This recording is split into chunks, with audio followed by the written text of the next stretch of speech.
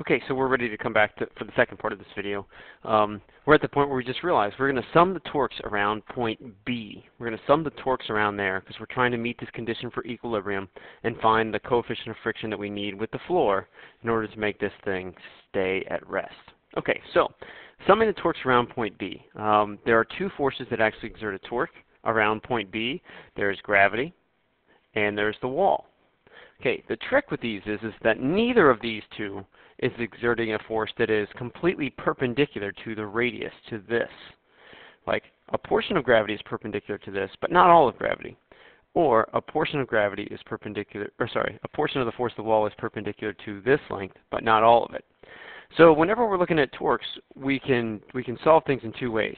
Either we can take the whole force, and so you could take the whole magnitude of the force of gravity and multiply it by the perpendicular part of the lever arm. So instead of this whole distance, we could be looking at just this distance. Okay, that might make some sense for us. Or we could take this force of gravity and break it into components. A component like this and a component like this, and only this vertical component would actually be exerting any torque, and we could use that component times this whole lever arm. All right, either of those two methods works. Either one makes sense. My personal take at this point is that it's going to be much easier in these cases to use the whole force and the perpendicular part of the lever arm. And in this case, the whole force and then this vertical distance would be the perpendicular part of the lever arm. So that's what I'm going to do, and I'm hoping that simplifies things quite a bit. So let's give that a shot. All right, so the first torque I'm going to take a look at is the torque exerted by gravity. And notice that these two torques are in opposite directions. Gravity would want to make this rigid beam rotate this way, rotate like that. Whereas the wall is applying a force in this direction at a radius there. It would make it want to rotate in that direction. So in opposite directions, one counterclockwise, one clockwise. So we're going to subtract those two torques when we go to actually plug them in. Okay, now I'm going to undo those little arrow things just to make that easier. Okay, so let's calculate our torques. I'm going to say that, first off, that I want this to equal 0. So even though I was very specific about saying I want the rotational inertia around point B, in this problem, it doesn't, like, I'm not actually going to have to calculate that because I want the net torque to be 0 because it's an equilibrium problem. Okay, so let's take, we've got the torque of gravity, and we're going to subtract from that the torque of the wall has to equal 0.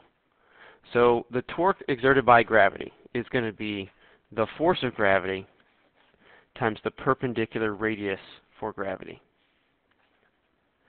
And the torque exerted by the wall is going to be the force exerted by the wall times the perpendicular radius for the wall. So radius perpendicular for the wall. When I say for the wall, I mean to the point where the wall is applying a force on that beam. Okay. The force of gravity is easy. And the perpendicular part of that radius, let's see, the whole distance from the axis to where that force is being applied is going to be L over 2, because I define this distance, I define this length as L. So this whole distance is L over 2. Well, I don't want all of that. I want L over 2 times, I guess the cosine of theta would give me this distance. Okay, so my perpendicular radius is L over 2 times the cosine of the angle I called theta 0. Hopefully that makes sense. The force exerted by the wall is fine, that's force wall. And its radius is going to be, well, let's see, this whole distance, L, but the only part of that that's perpendicular is this vertical part. So I'd want to take the whole distance L and multiply it this time by the sine of theta 0. And that has to equal 0. Okay? All right, what this is going to let me do is it's going to let me solve for how big the force of this wall is, because I know mg, like m was given, L is a given, g is a constant, 2 is a constant, theta 0 was given. Everything's given except for the force of the wall. So I can solve for that force of the wall, plug it in here, and figure out how big mu has to be for this situation. So let's do that. So I can say that mg times L over 2 times the cosine of theta 0 is equal to force of wall times L times the sine of theta 0. And then I can cancel out a bunch of stuff. I can cancel out the L.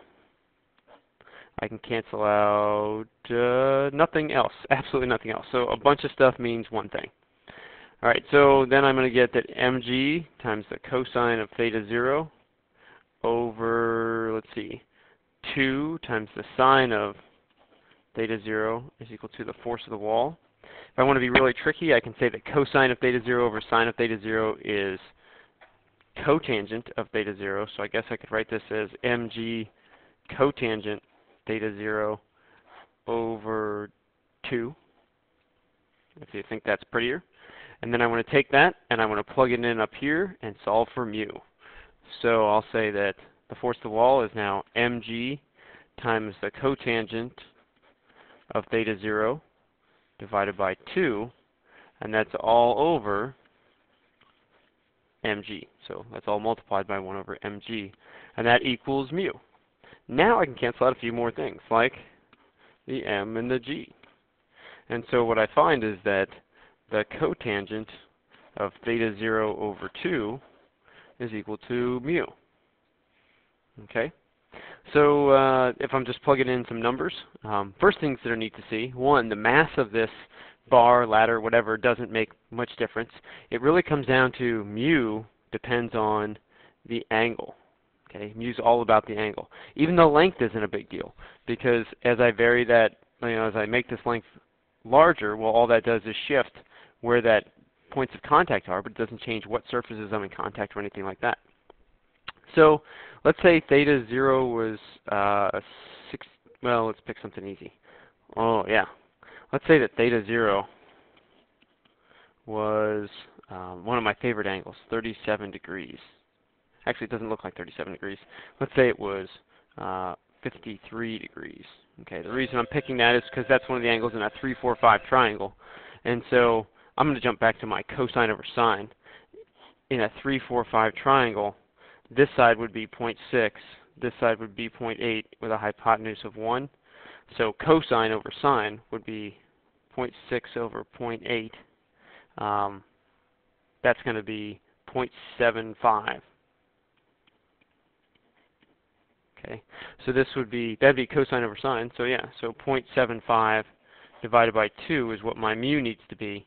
So for a 53 degree angle, I only need a mu of like 0.375. And that seems like a reasonable value for a mu. Now, I didn't give us anything there. I just wanted to show us that if you plug in some numbers, does your answer make sense? Yeah, it definitely seems to. Okay.